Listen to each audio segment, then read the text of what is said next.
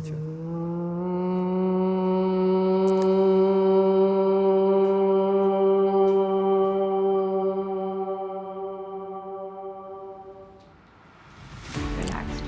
योग और फिटनेस के बीच में डिफरेंस क्या है? योग आपको इनर सोल से मिलाता है। दोनों शब्द में वेरिएशन है ना, योग और योगा। इन दोनों को समझना बहुत ज़रूरी है।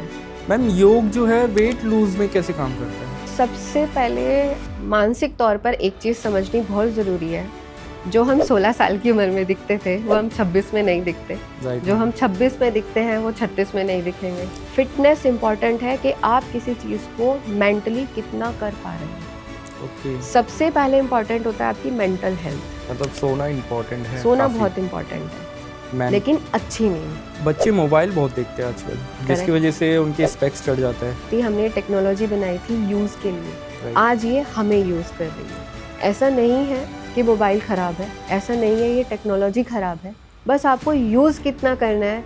तो मैम, क्या जब वुमेन प्रेग्नेंट होती है, कभी टांग उठा रहे हैं, कभी हाथ को स्ट्रेच कर रहे हैं, तो क्या बच्चे पे कोई असर नहीं पड़ेगा उसका? आपने अभिमन्यु का सुना होगा, उन्होंने सिर्फ सुनने से ही वो ज्ञान प्राप्त कर लिया था, जिससे उन्होंने चक्रव्यूह की रचना कर दी। और जब मल आसन करते हैं तो वो हमें हेल्प कराता है नॉर्मल डिलीवरी के लिए। नमस्कार दोस्तों, स्वागत है आपका बैठक जंक्शन में एक खास एपिसोड में। और आज हम एक ऐसे सब्जेक्ट पे बात करने वाले हैं जो शरीर ही नहीं, मन की आत्मा को भी शुद्धि करता है। मेरे साथ स्टूडियो में मौजूद हैं एक योगा टीचर जो वेल एक्सपीरियंस है, अमृता जी। अमृता जी, आपका थैंक यू, आप बैठक जंक्शन के स्टूडियो में आई। Thank you so much. तो आइए समझते हैं अमृता जी से योग का असली अर्थ। तो मैम, इसी के साथ एक सवाल है, आपकी योग की जर्नी कैसे स्टार्ट हुई है? मेरी योग की जर्नी बहुत अच्छे तरीके से स्टार्ट हुई थी। क्या एज रही होगी मैम आपकी? मेरी एज उस टाइम रही होगी आई गेस 27 या 28 अराउंड। और आफ्टर मैरिज मेरे ट्विंस हुए।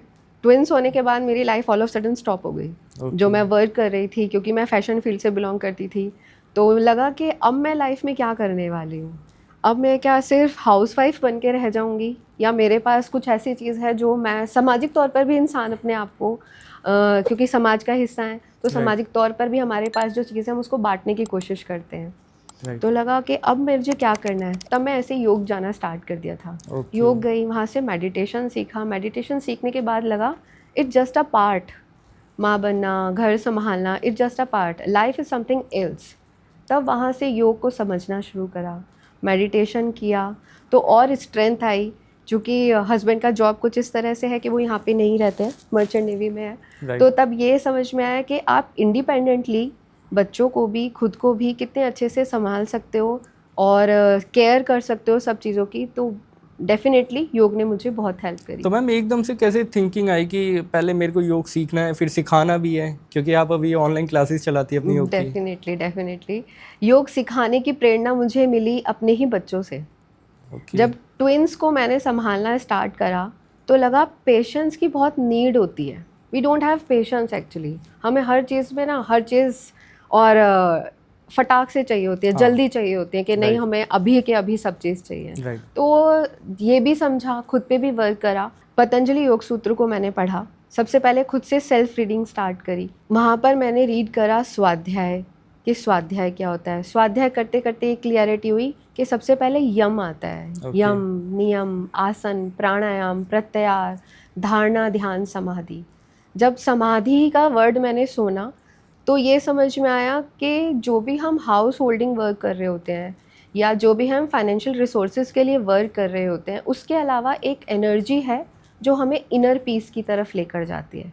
बस वहीं से जर्नी स्टार्ट हुई कि जब मैं 2 ट्विंस को संभाल सकती हूँ, तो जो एक बच्चे के साथ जो महिला या पुरुष परेशान होते हैं, क्यों ना उनको अपनी थॉट प्रोसेस के थ्रू ठीक करा जाए, या उनको ये समझाया जाए कि प्लेटफॉर्म को देखने का तरीका एक ये भी हो सकता है। बस वहीं से मेरी जर्नी स्टार्ट हुई। Definitely ma'am. तो मैम, योग और फिटनेस के बीच में डिफरेंस क्या है? क्योंकि आजकल ना काफ़ी जिम खुल गए हैं। जिम में मतलब आपका जिम में योगा का एक अलग से सीक्वेंस बना दिया है कि अगर आपको योग भी करना है तो भी आप जिम आओ, आपको कार्डियो करना है तो आप जिम आओ, आपको अगर वेट लिफ्टिंग करनी है तो आप जिम आओ। तो उसके बारे में क्या ख्याल है मैम? देखिए, एक वर्ड अभी आपने बोला, योगा। ये जो दोनों शब्द में वेरिएशन है ना, योग और योगा, इन दोनों को समझना बहुत ज़रूरी है। योगा इज़ लाइक कि आप पैर ऊपर उठा रहे हो, सिर्फ शारीरिक तौर पर आप काम कर रहे हो, पैर को उठा रहे हो, हाथ ट्विस्ट एंड टर्न कर रहे हो, जो कि आजकल हम सोशल मीडिया पर काफ़ी देख रहे हैं जी। लेकिन योग आपको इनर सोल से मिलाता है, आपकी इनर स्ट्रेंथ जो है वहाँ से आपको मिलाता है, आत्मा से मिलाता है। क्योंकि जब भी हम परेशान होते हैं हम सबसे पहले कहाँ पर ध्यान लगाते हैं? खुद पर। right. हम किसी भी प्रॉब्लम में फंस जाते हैं, हम बहुत सारी एडवाइजेस ले लेते हैं, लेकिन हम कौन सा एडवाइस मानते हैं? जो पहला एडवाइस हमारे खुद के ब्रेन में आया होता है। तो हम कनेक्ट कहाँ से हैं? खुद से ही हैं, बस उसको समझना ज़रूरी है। तो इसलिए योग आपको खुद से जुड़ाता है। राइट। और गाइस, अगर आपको भी मैम से जुड़ना है तो प्लीज़ हमारे डिस्क्रिप्शन में मैम के सोशल मीडिया के लिंक्स है, आप मैम को फॉलो करो। तो मैम योग करने का एक टाइम भी होता है क्या? मॉर्निंग में अच्छा होता है या इवनिंग में अच्छा होता है? मतलब किस टाइम योग करें? नहीं, योग करने का ऐसे कोई स्पेसिफिक टाइम पीरियड नहीं है, जब मर्जी कर सकते जब मर्जी आप योग को कर सकते हो, क्योंकि इतनी भागदौड़ वाली लाइफ है, उसमें आप कैसे टाइम निकालोगे खुद के लिए? ठीक है, किसी की नाइट शिफ्ट होती है, कैसे वो टाइम निकालेगा मॉर्निंग के लिए? Right. तो मॉर्निंग में अगर आप नहीं कर पा रहे हो, आप ऑफिस आवर्स में हो, तो आप चेयर पर योग कर सकते हो, जिसको हम कॉर्पोरेट योग में सिखाते हैं। कॉर्पोरेट योग, ओके। तो उसको हम कॉर्पोरेट योग बोलते हैं। तो वहाँ पर आप चेयर पर बहुत अच्छे पोजेस कर सकते हैं। अभी जैसे मैं इसी पोजीशन बैठी हूँ, मैं सिर्फ बैक को स्ट्रेट कर लूँ और अपने शोल्डर्स को स्ट्रेच कर लूँ तो मेरी स्पाइन स्ट्रेट हो गई। अच्छा, इससे भी आपको लाभ मिलता है? इससे भी हमें लाभ मिलता है।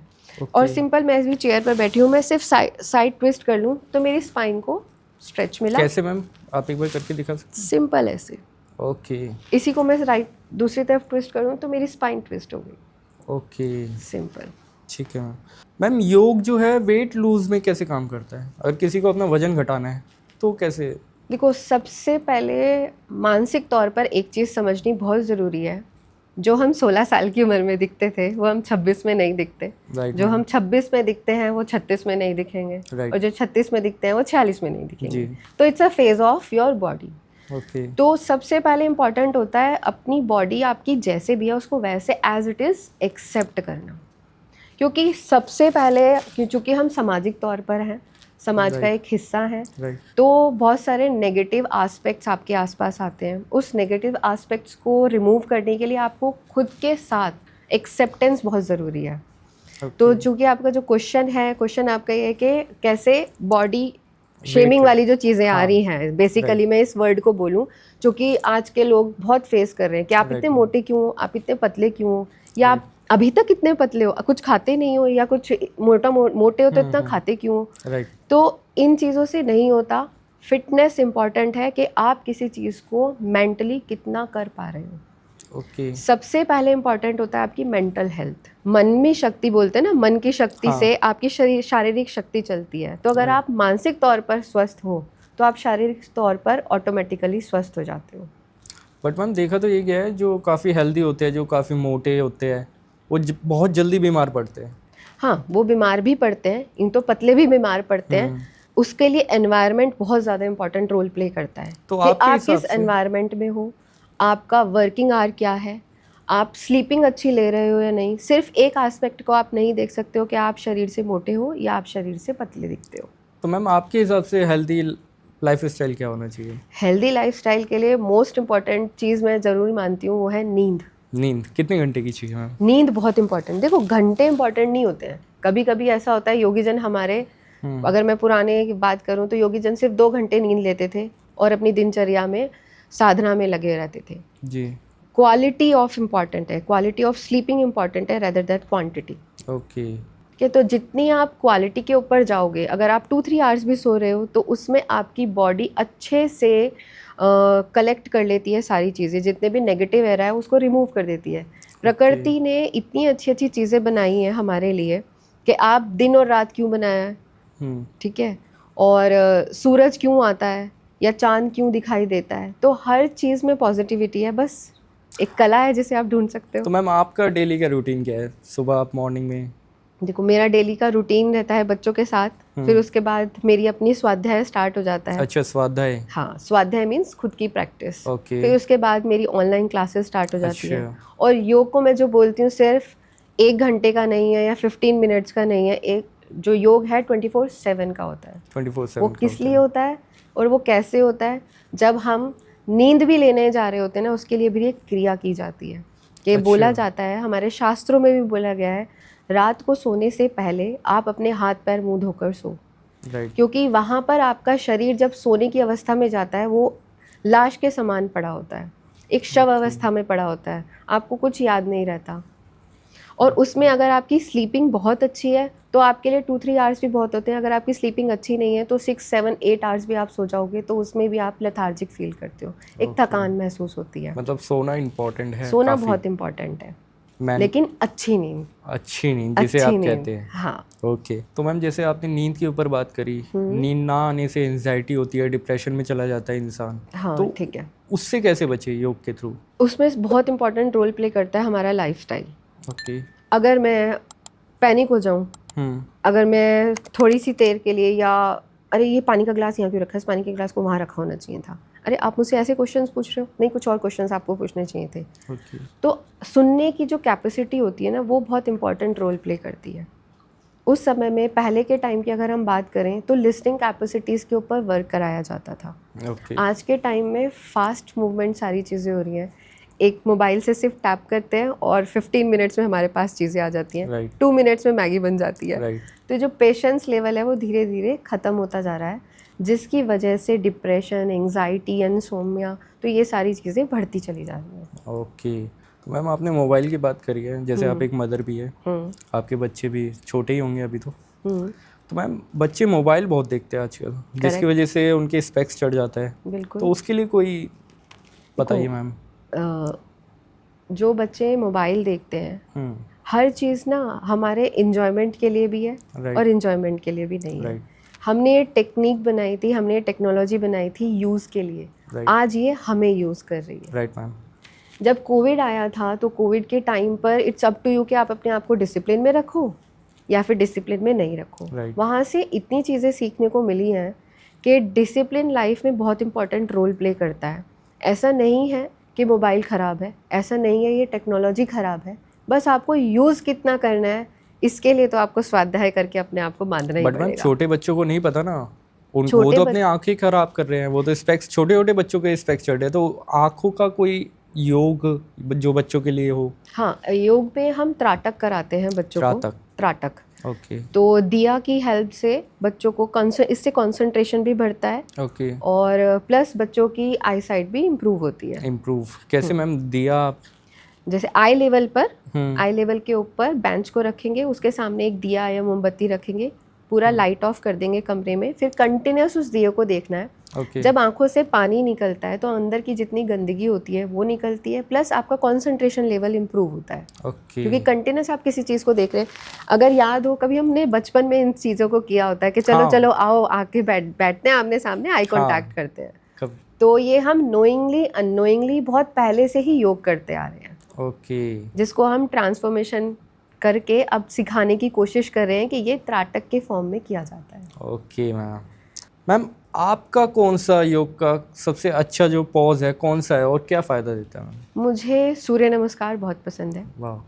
सूर्य नमस्कार के पीछे बहुत बड़ा कारण है, क्योंकि प्रत्यक्ष देव जो होते हैं हमारे सूर्य भगवान ही होते हैं, और जो हमें ऊर्जा प्रदान करते हैं। जब धूप नहीं निकलती है तो लगता है ना प्रॉब्लम हो रही है, और जब धूप तेज़ निकलती है तब भी लगता है कि प्रॉब्लम हो रही है। तो प्रत्यक्ष देव जो होते हैं जिनको हम देख पा रहे हैं तो वो हमारे सूर्य देव होते हैं। तो सूर्य नमस्कार में 12 में ही इतने आसन इंक्लूड हो जाते हैं कि पूरी बॉडी के ऊपर काम हो जाता है। और प्लस जब उनको मंत्रों के साथ किया जाता है तो आप इंटरनल भी अपने ऊपर वर्क कर लेते हो। मैम 1-2 मंत्र। जैसे स्वाध्याय करते हुए मैंने इस चीज़ को समझा कि जब हम अपने स्वाधिष्ठान चक्र के ऊपर या मूलाधार चक्र के ऊपर जब हम वर्क करना स्टार्ट करते हैं तो हर चक्र का एक मंत्र होता है। और जब हम आसन कर रहे होते हैं सूर्य नमस्कार के अंदर जितने भी आसन इंक्लूड होते हैं, तो हर एक आसन पर, हर एक मंत्रा पर जब ध्यान करते हैं, तो जैसे मैंने वम बोला तो मैं वम पे ऊपर वम बोलते हुए मन में उसको ध्यान केंद्रित करूँगी। जैसे ही ध्यान केंद्रित होगा तो आपका कंसंट्रेशन लेवल ऑटोमेटिकली इम्प्रूव होता चला जाता है। और वो आपको हेल्प करता है आपकी हाउस होल्ड फैमिली को देखने में या सोशल लाइफ को देखने में, क्योंकि आप में पेशेंस आ जाता है, सुनने की एक कैपेसिटी बढ़ती है। तो मैम ये सूर्य नमस्कार का कोई टाइम भी है या सुबह मॉर्निंग में किसी भी टाइम आप कर सकते हैं? प्रत्यक्ष तो वैसे मॉर्निंग में ही होता है, बट Okay. चूंकि अभी हम लोग जिस फास्ट लाइफ को रन Yes, ma'am. कर रहे हैं, तो मुझे ऐसा लगता है और कि आप इसको कभी भी कर सकते हैं। कभी भी। हाँ। मैम अगर किसी को बैक पेन है, लाइक पीसीओडी या पीसीओएस है, तो वो योग से ठीक हो सकता है क्या मैम? बिल्कुल ठीक हो सकता है योग से।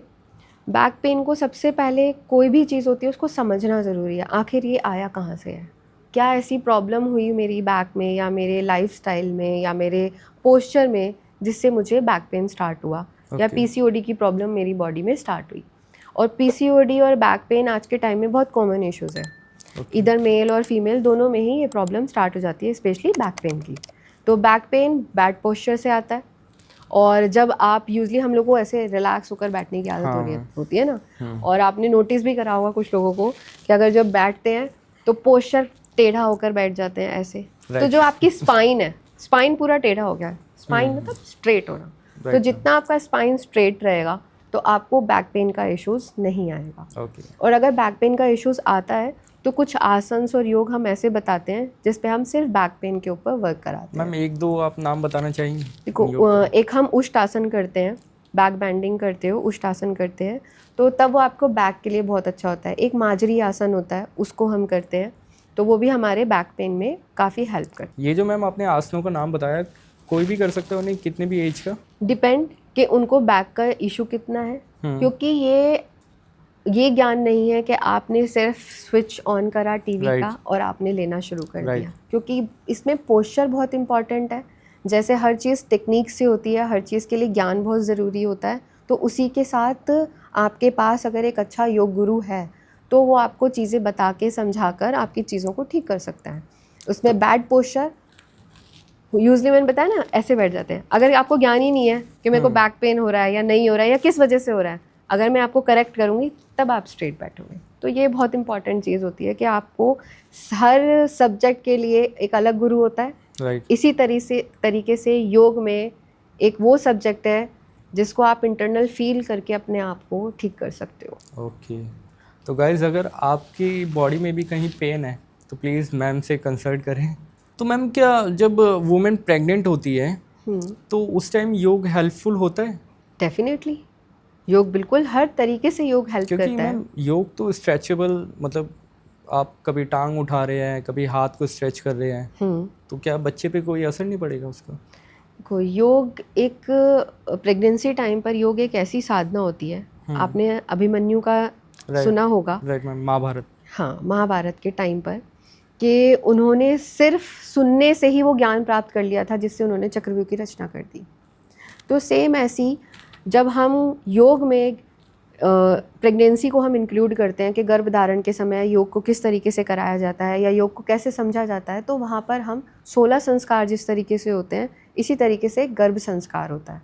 ओके। तो गर्भ संस्कार में मेंटली ज़्यादा वर्क कराया जाता है। फिर उसके बाद हम धीरे धीरे आसन्स पर लेकर जाते हैं, जिसमें बहुत इंपॉर्टेंट आसन जो होता है वो मल आसन होता है। मल आसन? हाँ, मल आसन होता है। और जब मल आसन करते हैं तो वो हमें हेल्प कराता है नॉर्मल डिलीवरी के लिए। ओके मैम, जो बिगनर्स हैं वो योग करना तो चाहते हैं, बट उनकी ऐसी लाइफ स्टाइल हो चुकी है कि कोई कॉर्पोरेट में है, किसी को जॉब पे जाना है, किसी को टाइम से पहुंचना है कहीं पे, बट वो कर नहीं पाता।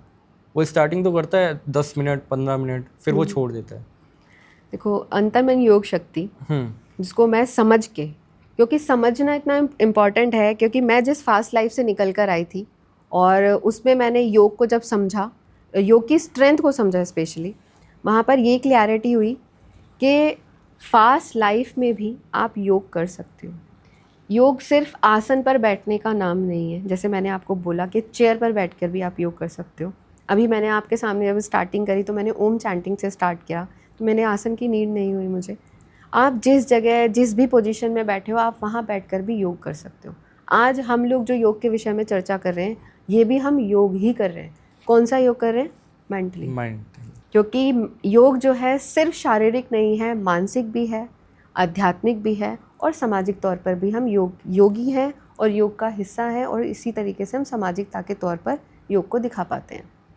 अगर मैम किसी व्यक्ति को अपनी मेंटल हेल्थ ठीक करनी है तो कौन सा योग उसके लिए सबसे परफेक्ट रहेगा आपके हिसाब से? सबसे पहले तो आँख ही बंद नहीं होगी, हाँ। फिर वो आपको सुनेगा नहीं। तो मैं उसके लिए उनको सजेस्ट करती हूँ कि आप एक डायरी और पेन लेकर आओ। ठीक है, आप सबसे पहले लिखो। लिखने से क्या होता है, लिखने से आपके अंदर जितनी भी चीज़ें चल रही होती हैं आप उसको पेपर पे नोट डाउन करते हैं ना, ऑफिस में जाते हैं तब भी नोट डाउन करते हैं। राइट। यहाँ इतनी चीज़ें चल रही होती है, उसको कहाँ नोट डाउन करोगे? यहीं चल रही होती है, और बढ़ा लेते हैं और बढ़ा लेते हैं और बढ़ा लेते हैं। तो मैं क्या सिखाती हूँ उस समय, काउंसलिंग करती हूँ। ओके। जब मेरे पास डिप्रेशन के पेशेंट आते हैं तो उनको सबसे पहले एक नोट पैड और पेन दे दिया जाता है कि ये एक डायरी है आपकी, ये एक पेन है आपका, आपको जो भी थॉट आ रहा है सिर्फ उस पर लिख डालो। ओके। फिर एक पॉइंट 24 घंटे में से एक समय ऐसा आता है जब आपका दिमाग एकदम रिलैक्स मोड में होता है। उस डायरी को ओपन करके देखो और ये देखो क्या ये जो मैंने पॉइंट्स लिखे थे ये वैलिड थे, जो मैं इन पॉइंट्स पे सोच रही हूँ या सोच रहा हूँ क्या ये वैलिड पॉइंट्स हैं? ओके। आप ऑटोमेटिकली अपनी चीज़ों को कट कर दोगे। उस समय आपको किसी एक पर्सन की नीड नहीं है कि मुझे इससे एडवाइस चाहिए या उससे एडवाइस चाहिए, क्योंकि हम सुनते सबकी हैं, करते अपने मन की। करते तो राइट। तो यहाँ पर ये हेल्प करता है कि डिप्रेशन के पेशेंट को कैसे हमें हैंडल करना है, या ओवर थिंकिंग हमको आ रही है तो उसको कैसे हैंडल करना है। सिंपल लिखो, उस समय कोई भी थॉट आ रही है लिख लो। बट मैम गुस्से में तो नहीं लिख पाते ना, गुस्से में तो उतर जाता है, तो उसके लिए क्या करें? गुस्से के लिए तो बहुत अच्छा आसन है। गुस्सा जैसी आए गर्दन टर्न करो, अच्छा गुस्सा आ रहा था गर्दन टर्न करो, लेकिन ये अभ्यास से होता है। अभ्यास से होता है। कोई भी चीज़ practice makes a man perfect.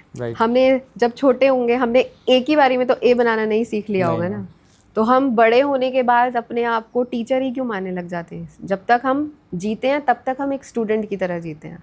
हर दिन हमें कुछ नया सिखा के जाती है, हर पल कुछ नया सिखा के जाता है।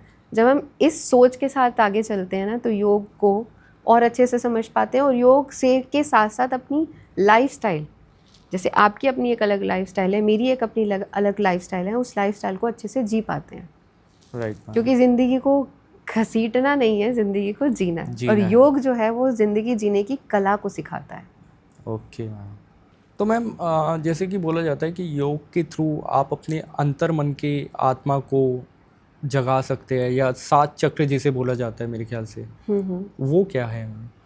7 चक्रास, या आप अपने हर एक एंगल पर जो आप काम कर रहे होते हो वहाँ पर एक एनर्जी है। आज हम इस रूम में बैठे हैं तो यहाँ एक एनर्जी है, आपके पास एक अपनी एनर्जी है, मेरे पास एक अपनी एनर्जी है। उसके अलावा हमारे इंटरनल चक्रास के पास एक एनर्जी होती है। जब हम चक्रास को टच करते हैं, सिर्फ टच करते हैं, तो इंटरनल आप अपनी उस वाइब्रेशन को जब क्रिएट करते हो, जैसे सिंपल हम भ्रामरी प्राणायाम करते हैं तो हम अपने विशुद्धि चक्रा को टच कर रहे होते हैं। जब हम यहाँ पर भंवर गुंजन करने के बाद तो यहाँ पूरे कपाल पर एक वाइब्रेशन क्रिएट होती है। जब वाइब्रेशन क्रिएट होती है तो आप उसको फील कर पाते हो कि मेरे पास एक नया थॉट प्रोसेस आया, मेरे पास एक नई थॉट प्रोसेस आने के साथ साथ कंसंट्रेशन लेवल बढ़ा, और चीज़ें मैं अच्छे से समझ पा रहा हूँ या सोच पा रहा हूँ। मैम जैसे बचपन में मैंने शक्तिमान देखता था, शक्तिमान ध्यान लगाता था काफ़ी, तो उसके पीछे चक्र बन जाते थे। डेफिनेटली। तो वो एक जगह से दूसरी जगह एकदम से चला जाता था। तो क्या ऐसा भी होता है योग में कि आप मेडिटेशन से किसी, अब जैसे मैं यहीं बैठा हूँ और मेरे को मतलब मैं मेडिटेशन करता हूँ काफ़ी अच्छा, तो मैं अपनी सोल को कहीं और भी लेके जा सकता हूँ? क्या कभी ऐसा हुआ है आपके साथ कि आपने किसी के बारे में सोचा तुरंत कॉल आ गया? हाँ मैम, बहुत बार हुआ। यही मेडिटेशन है। मेडिटेशन इज़ नॉट लाइक कि बस आपको बैठना है, आंखें बंद करनी है, करना है। और एक चक्र होता है हमारा जो हमेशा एक्टिव होता है, उसको बोलते हैं माज्ञा चक्र, इन बिटवीन योर आईब्रोज, जहाँ बिंदी हम लगाते हैं। बचपन में जब माता पूजा कर रही होती है तो वो तिलक लगाती हैं। Right ma'am. ये फिंगर जो होती है, और फिंगर और ये जब हम टच कर रहे होते हैं यहाँ पर, तो ऑटोमेटिकली हम एक एनर्जी को क्रिएट कर रहे हैं, एक ऊर्जा को हम जीवित कर रहे हैं। तो यहाँ पर, और कभी आपने सोचा है कि जब कोई चीज़ खो जाती है हम ऐसे करके सोच रहे होते हैं, राइट मैम, क्या था वो, ये जो क्या था वाला शब्द आता है ना, ऑटोमेटिकली हाथ कहाँ गया यहाँ पर, तो ये चक्रास के ऊपर आपका हाथ जाता है, तो ये चक्रा हमारा ऑटोमेटिकली एक्टिव ही होता है। हम नोइंगली अननोइंगली योग कर रहे हैं, योग साधना कर रहे हैं, बस हमें पता नहीं है। जिसको हम सूक्ष्म ज्ञान बोलते हैं, कि हमें हर चीज़ के बारे में नॉलेज होती है, सिर्फ एक्सेप्टेंस चाहिए होती है कि हाँ मुझे ये चीज़ पता है। और जब हम किसी को एडवाइस देते हैं तो देते हैं ना फटाफट, अब उसको इम्प्लीमेंट खुद पे करना होता है तो क्या हो जाता है, ज़ीरो। राइट मैम जैसे अपने अपने ऐसे ही करने का बताया, लोग बाग भूलते बहुत है, उसके लिए क्या करा जाए आप ही?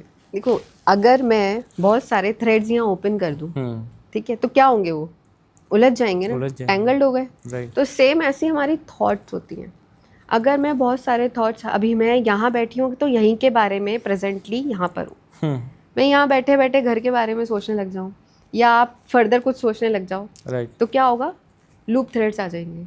एक मैंने काम कंप्लीट नहीं करा, दूसरा आ गया, दूसरा मैं कंप्लीट ही नहीं कर पाई कि तीसरा मेरे पास आ गया। तो ये थॉट प्रोसेस की क्रिएशंस को हमें स्टॉप करना होता है। मैम अभी जब हम पॉडकास्ट स्टार्ट कर रहे थे तो आपने एक योग का आसन करा था, जब नर्वस होते हैं आपने बताया था, तो दोबारा कर सकती हैं आप?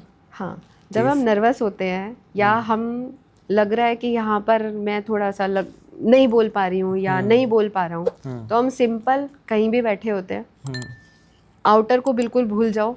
जो थ्रेड्स चल रहे हैं ना, थ्रेड्स किस चीज़ के होते हैं, वो थॉट्स के होते हैं।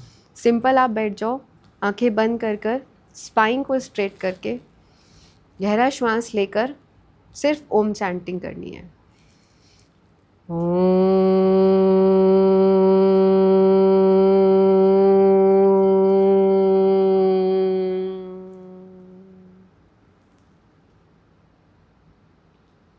ओके, यहाँ से अब स्टार्ट होगा तो आउटर में कुछ नहीं दिख रहा, जो थ्रेड्स चल रहे थे वो सारे डिस्कनेक्ट हो चुके हैं, सिर्फ आप और मैं और आपके क्वेश्चंस और मेरे आंसर्स। क्या बात है मैम, क्या बात है। तो मैम आप एक टीचर भी हैं, आप एक हाउसवाइफ भी हैं, आप एक मदर भी हैं, तीनों काम कैसे आप कर लेते हैं? देखो, जब से वर्किंग वुमेन का एक स्टैम्प लगा है ना, चीज़ें थोड़ी सी अलग लेवल पर चली गई हैं। आप जब पुरुष और प्रकृति को हमें समझना बहुत ज़रूरी है। हर इंसान के अपने अपने एक रोल होते हैं।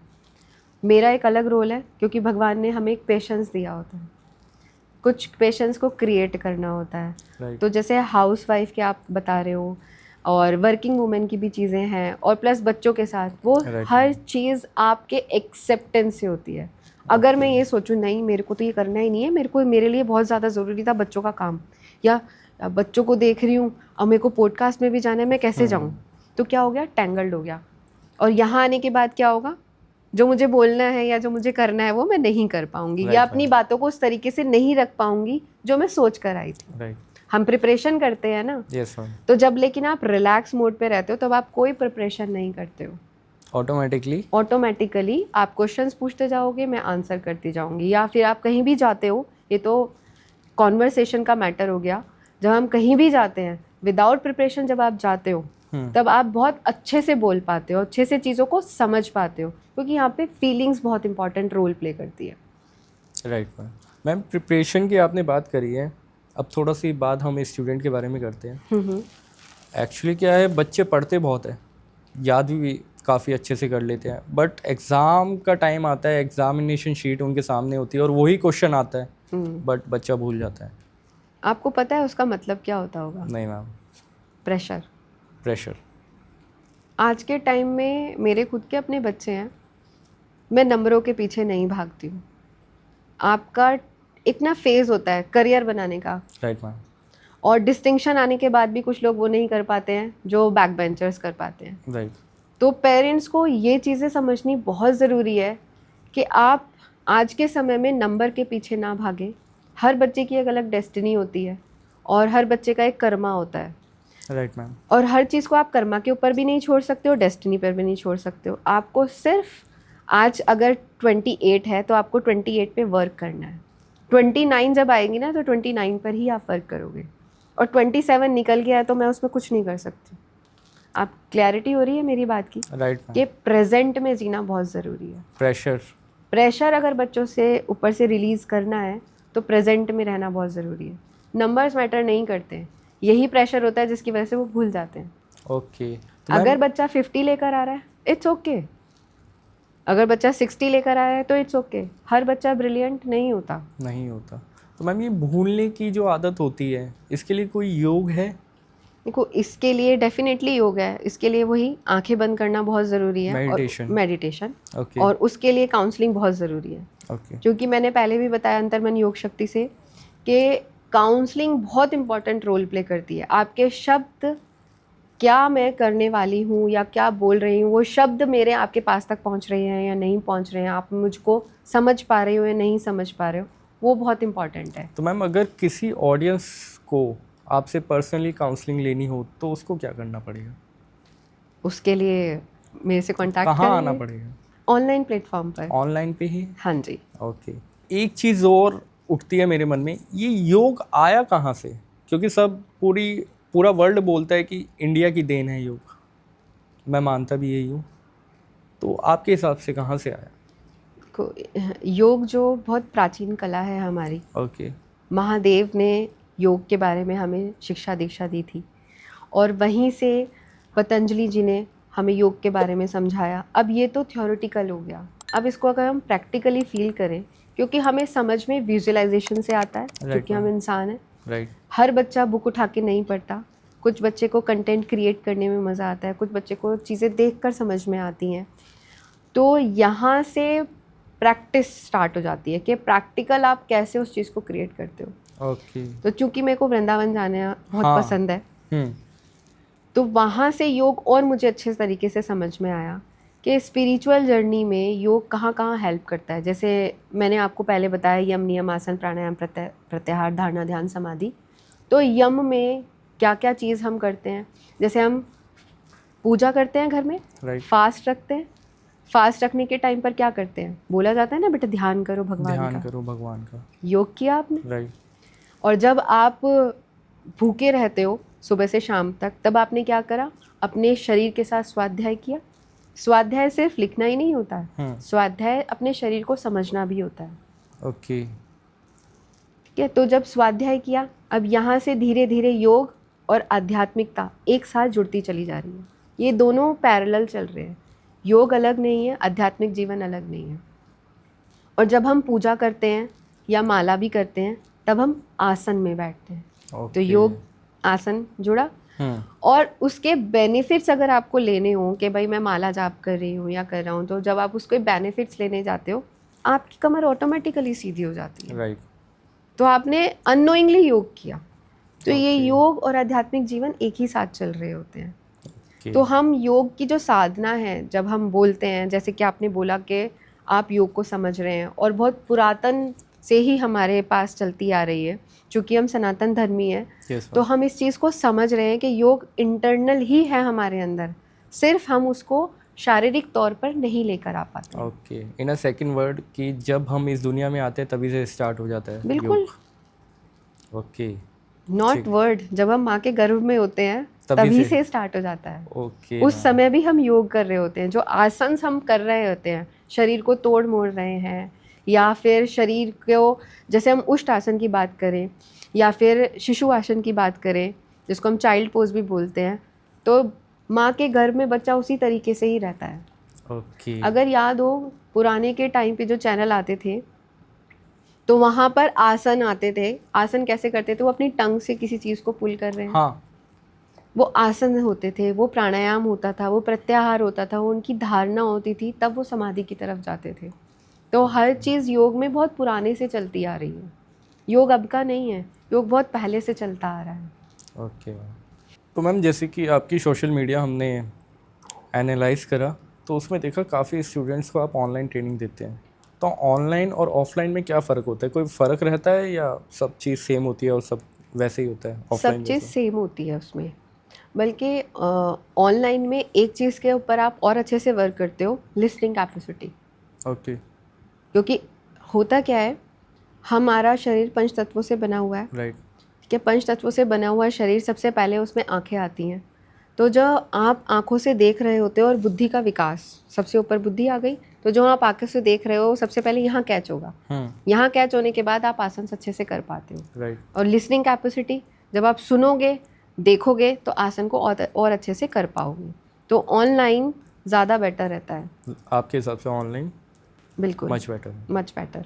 राइट। सब पे ध्यान दिया जाता है। सब पे ध्यान दिया जाता है, वरना कोई उसके पीछे छुप रहा है, कोई उसके पीछे छुप रहा है, जिसको योगा में प्रॉब्लम हो रही है। हाँ बिल्कुल। तो क्या मैम ये योग सिर्फ फ्लेक्सिबल लोग ही कर सकते हैं? नहीं, क्योंकि मैम बहुत मोटे मोटे लोगों को देखा है कि नीचे झुका नहीं जा रहा है उन पे, वो कोशिश तो काफ़ी कर रहे हैं। हाँ, इसमें ब्रीदिंग का बहुत इंपॉर्टेंट रोल प्ले होता है। ब्रीथिंग, सांस का। प्राणायाम। ओके। प्राणायाम क्या करता है, जैसे मैं आपको एक एग्जांपल देकर बताती हूँ। मेरी गर्दन अगर यहाँ तक जा रही है, ये मेरा स्टक पॉइंट हो गया। इसके बाद अगर मैं अपनी गर्दन को नीचे लेकर जाना चाहती हूँ, ये मेरा कंफर्ट जोन। मैं इनहेल करते एक्सलेशन करती हूँ, एक्सलेशन करते ही मेरी गर्दन और नीचे आ गई है। राइट। आप इसको ट्राई करके देख सकते हैं। तो जब आप इसको ट्राई करेंगे तो ये कंफर्ट जोन से आपको बाहर निकालती है आपकी खुद की ब्रीदिंग। ओके। कहीं आपने सुना हो कि हमारी जो श्वास होती है वो गिनती की होती है, बोला जाता है बहुत, कि गिनती की श्वासें हमको मिलती हैं। बिल्कुल। और सबसे ज़्यादा एक कछुआ ही होता है जिसको लंबी सांसें होती हैं। राइट। तो आपका ब्रीदिंग पैटर्न जितना छोटा होता चला जाता है, आपको उतनी प्रॉब्लम्स क्रिएट होती चली जाती हैं, चाहे वो मेंटली हो, चाहे वो फिजिकली हो, चाहे वो इमोशनली हो, चाहे वो सोशली हो। किसी भी एस्पेक्ट के ऊपर आपकी ब्रीदिंग सबसे इंपॉर्टेंट रोल प्ले करती है। राइट। जैसे आप पैनिक हो गए, श्वास सबसे पहले गड़बड़ होती है। बिल्कुल। अननोइंगली बोलते हो भाई लंबा गहरा श्वास ले लो, सांस ले लो पहले, सांस रुक ले लो जाओ पहले। या फिर ज़्यादा खुश होते हो तब भी बोला जाता है अरे सांस ले लो पहले, आराम से बता देना। राइट। तो अननोइंगली आपने योग करा है ये। तो यहाँ पर जब योग के प्राणायाम में जब हम जाते हैं तो प्राणायाम हमें हेल्प करता है स्ट्रेच करने में किसी चीज़ को। और जो श्वास होती है वो स्ट्रेचिंग कराती है, स्पेशली एक्सलेशन। जब हम एक्सेल करके किसी चीज़ को कंफर्ट जोन से बाहर निकालते हैं तो हम प्राणायाम के थ्रू आसन को और अच्छा कर पाते हैं। जैसे हम पश्चिमोत्तानासन की बात करें तो उसमें अगर कोई फुट टच नहीं कर पा रहा है, अपने पैरों को टच नहीं कर पा रहा है, लेकिन उनको बोलते हैं इनहेल करो, एक्सेल में और आगे जाओ। ओके। तो यहाँ पर प्राणायाम हमको हेल्प करता है। मैम जब आपने बात ही कर दी है सांसों की, गिनी चुनी सांसें लेकर आए हैं, तो मैम आजकल के घरों में ना बीपी, अस्थमा, डायबिटीज़ ये काफ़ी कॉमन हो गया है। ठीक है, तो उसके लिए क्या करें? देखो, बीपी और अस्थमा के लिए सबसे पहले अस्थमा वाले की अगर हम बात करें, क्योंकि हर चीज़ अलग अलग है। राइट। बीपी क्यों बढ़ता है, हर चीज़ के रूट एंड कॉज पे जाना ज़रूरी है। बीपी आखिर आता क्यों है? बीपी आता है टेंशन से, स्ट्रेस से, या फिर आप हरी में ज़्यादा रहते हो, आपको हर वक्त लगता है कि नहीं मेरे को पेशेंस नहीं, मेरे को फटाक से सारे काम चाहिए, एकदम जल्दी हो जाने चाहिए। तो यहाँ पर अपने लाइफस्टाइल को समझना बहुत ज़रूरी है। हर चीज़ लाइफस्टाइल से बहुत मैटर करती है। सारी बीमारियाँ आपके अंदर है, आप बस हल्का सा इधर हो, बीमारियाँ आपको वेलकम कर देंगी। Right ma'am. कि तो बीपी भी ऐसे ही आता है, और कोई भी प्रॉब्लम जो है वो आपकी बॉडी में इसी तरीके से क्रिएट होनी स्टार्ट हो जाती है। छोटी सी प्रॉब्लम वो आगे जाके बड़ी हो जाती है। अच्छा, थॉट प्रोसेस के ऊपर मैटर करता है ना। मैम आपका बहुत बहुत थैंक यू कि आप बैठक जंक्शन के स्टूडियो में आई। तो गाइज़, अगर आपको भी मैम से कांटेक्ट करना है तो मैम का सोशल मीडिया हमारे डिस्क्रिप्शन में है, जाइए मैम को फॉलो कीजिए। और अगर आपको भी ऐसी हेल्थी टिप्स चाहिए तो मैम से कांटेक्ट करिए। आज के लिए इतना ही, मिलेंगे अगले एपिसोड में।